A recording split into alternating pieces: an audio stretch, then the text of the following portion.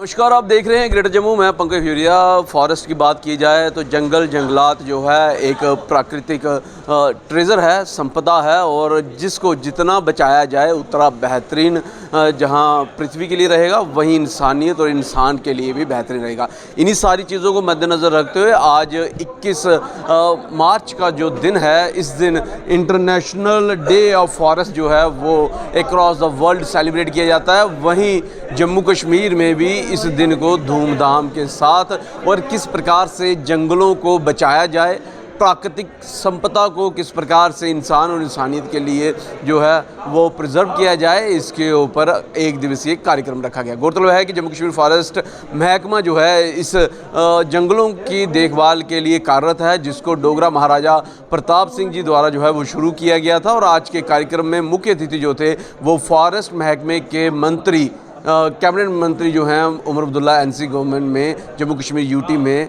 जावेद अहमद राणा, वो मौजूद थे। क्या कुछ पूरा कार्यक्रम रहा, आइए देखें।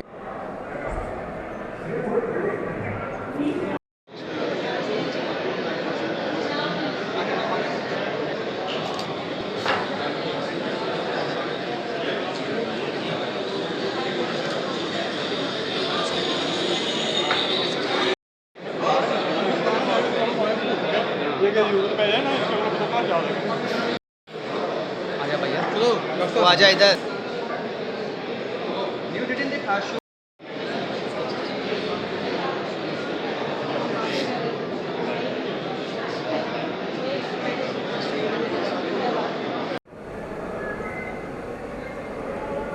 और उस अथॉरिटी के साथ एक हिस्स इंसान को दी, जिसको जिस हिस्स से ये सूझबूझ दी इंसान को कि ये गलत रास्ता है, ये सही रास्ता है, और फिर उस पर चलने की भी इजाजत दे दी गई कि आप आजाद हैं,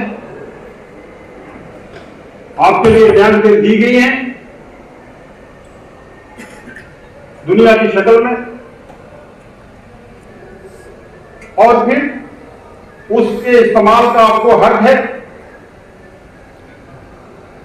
आप किस तरीके से इस्तेमाल करें उसके लिए आपको एक हिस्स, एक फीलिंग दी है, अकल दिया है, और उसके बाद आप जो चाहे करें। उसके बाद अगर अच्छा करेंगे उसका रिजल्ट अच्छा होगा, अगर बुरा रास्ता अपनाएंगे उसका रास्ता बुरा होगा। और फिर उसके बाद क्या है, युमे हसाब, ये हर मजहब में है।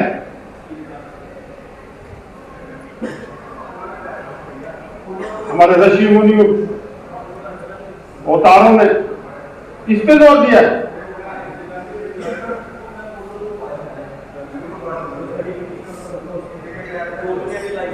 उसके बाद जो हिसाब होगा दुनिया की नेमतों को इस्तेमाल करने का, कि हमने वो नेमतें जो हमें मिली थी, गॉड गिफ्टेड थी, उनको हमने किस तरीके से इस्तेमाल किया,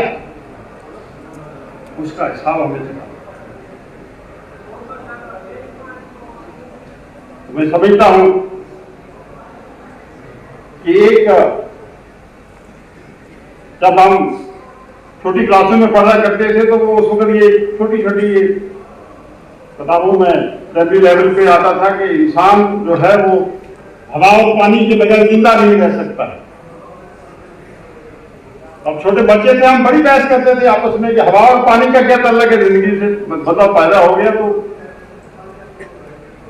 लेकिन जब जब शऊर बढ़ता गया, वो हिस्स पैदा होती गई, तो हमें ये पता चला अकल की भाई भी ये जरूरी है। आज अगर कोई क्राइसिस दुनिया में है इस वक्त, और आने वाले टाइम में जो एप्रीहेंशन है, जो खतरात मंडरा रहे हैं, वो पानी की कमी से, शॉर्टेज ऑफ वाटर और माहौलियात की बिगाड़ से पैदा होगी।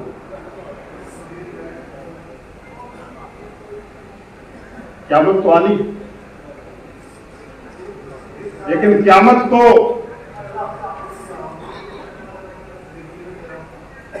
कितना रोका जा सकता है, क्योंकि कुरान पाक की उस आयत से जाहिर है कि अल्लाह ताला ने ऑलमाइटी गॉड ने सब कुछ इंसान के हाथ में दे दिया कि आप इसको किस तरीके से इस्तेमाल करोगे ये तुम्हारी मर्जी है। लेकिन उसके बाद आसाब होना जरूरी। अच्छा करोगे फल अच्छा मिलेगा, बुरा करोगे उसका फल बुरा मिलेगा। हर मजहब में है,